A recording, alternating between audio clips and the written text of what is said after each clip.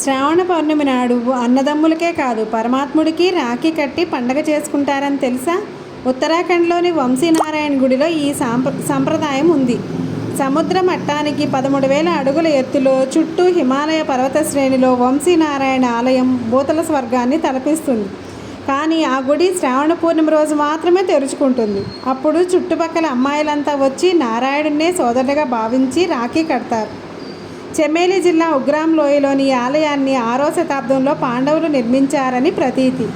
ఆ కథ ప్రకారం వామనావతారంలోని విష్ణుమూర్తి బలిచక్రవర్తి కోరిన మేరకు పాతాళంలోనే ఉండిపోతాడు. భర్త జాడ తెలియక కంగారు పడుతున్న లక్ష్మీదేవి నారదుడి సూచనతో శ్రావణ పూర్ణిమ నాడు బలచక్రవర్తికి రాఖీ కట్టి భర్తని వరంగా అడుగుతుంది.